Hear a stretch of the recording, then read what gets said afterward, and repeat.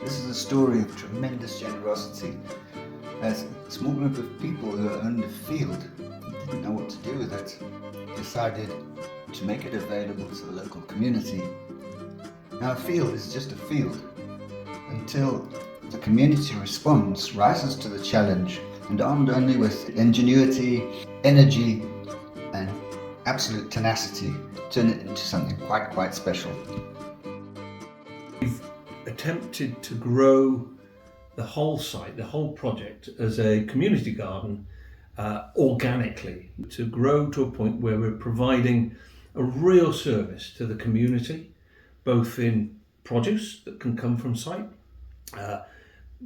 events that we will hold on site for families and for children, and essentially all delivered in such a way that it's environmentally friendly, it's done with all the right ethos relating to good husbandry, food husbandry, but also working with the local community, with the school. Fishguard and Goodwick is involved already, and get the youngsters actually hands-on. Our experience to date is even with 5-year-olds up there, they just love A, being out in the fresh air, and B, getting their hands grubby. Because if there's anything that we need to do as a society, is to be able to provide for ourselves the opportunity for meeting space to be put in there.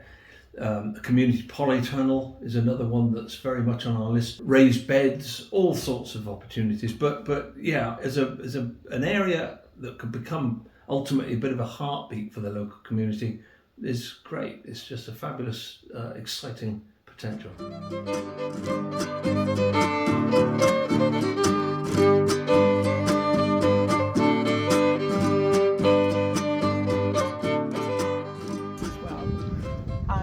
Then we made a visit to the other allotment project at the other end of Fishguard, and we were so smitten by it. It looks so very beautiful that we decided to turn this over to a allotment project, and it's turned into a beautiful community garden project, and we are so thrilled. Every time we come over here, it's exciting. Yeah. Came along, and Christine and Mike explained their sort of vision for the land and what they wanted to do, and I was really inspired by their generosity, actually. So I thought it was a lovely thing that they wanted to achieve with a growing area.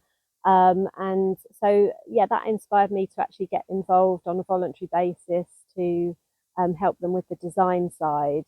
So they kind of gave me a brief of how many plots they wanted and things like that. This is the design here. It's actually to scale on an A1 sheet of paper, but they've shrunk it down so it can fit in the shed there. For me to create the bones of the allotment, because then they've got their own creativity to it. So the first funding that we applied for Parc Cerrig was Transition Brogwine funding from their Community Climate Fund, and what we wanted to do was create some water capture on the land, because there's no natural sources of water other than the rain. And so we decided we needed to capture some of that water. And so we applied for some funding to purchase a shed, basically a rooftop, and to buy some of the infrastructure to build water capture. So we've now got a small shed on site with water capture built around it. And then we were struggling a little bit with wheelbarrows, think transporting things. So we applied to the town council, Fishguard and Goodwick Town Council, for a couple of wheelbarrows, and that's been, just another part of the story has helped us progress. So that's where our first pots of funding came from, and really got us started.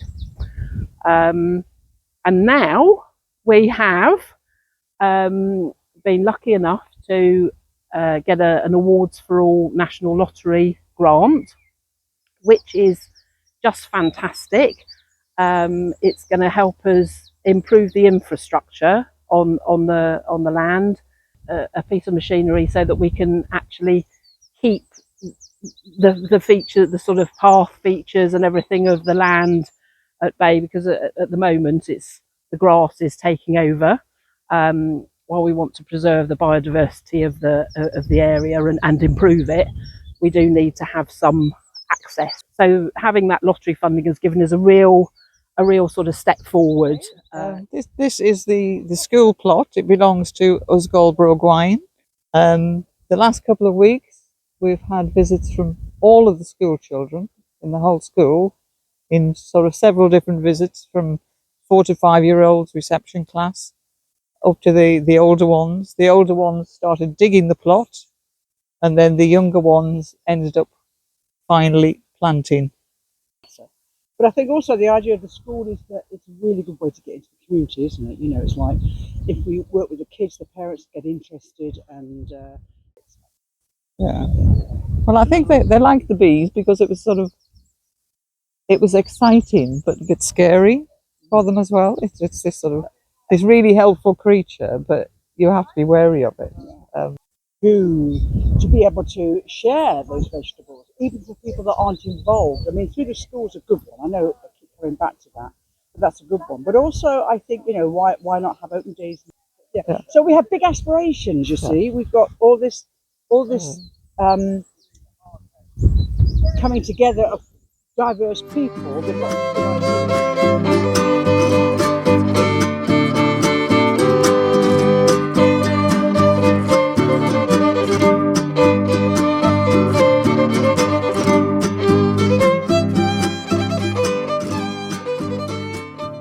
Yeah.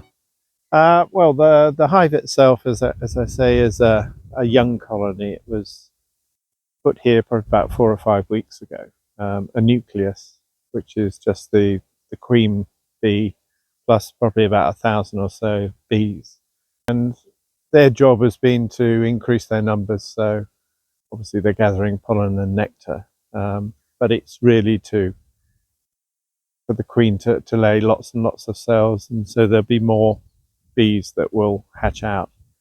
So starting from about 1,000 bees, hopefully we should get to about 50,000 bees in that colony by midsummer.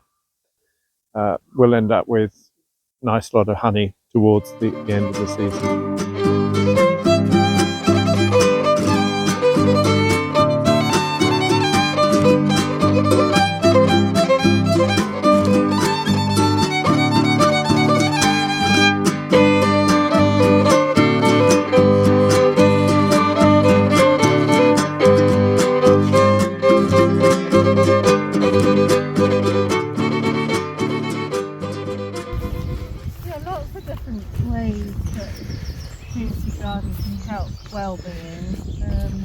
And obviously you get, you know, very affordable homegrown veg and fruit, but also there's quite a lot of research that has shown that it really helps kind of mental and emotional well-being as well. So these are beetroot, and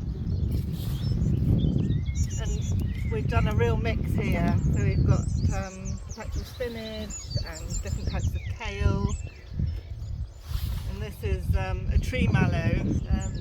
So we're really trying to get a mix of plants, both edible and medicinal, and just, you know, things of beauty, and part of the gardening sort of experience that you work with nature rather than sort of battling against it.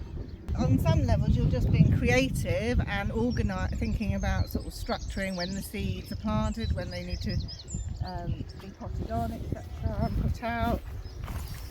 But you're also just being in nature.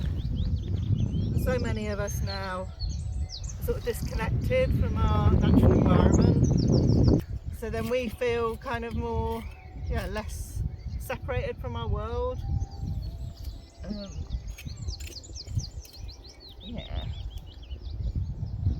Cool. But we were helped to purchase it by Group Resilience, and it's very simple. It's a conventional toilet seat.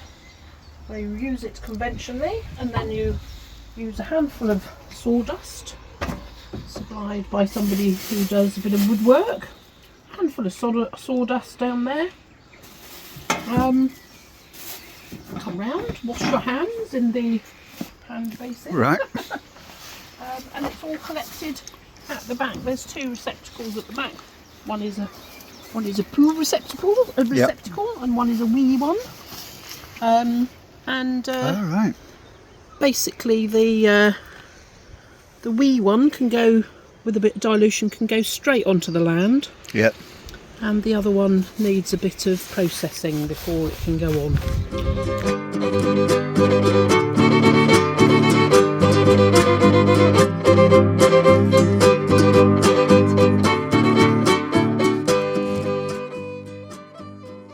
Yeah. As time progresses, the Parc Cerrig produce on the shared table will increase, will it not? We're going to have a potato party in the autumn or late summer. Well, where every dish has to have potatoes. And so a small group of people, given the opportunity by an even smaller, generous group of people, are taken afield and not only given affordable access to vegetables, but also insights into what long-term stability means in a world which is full of uncertainty.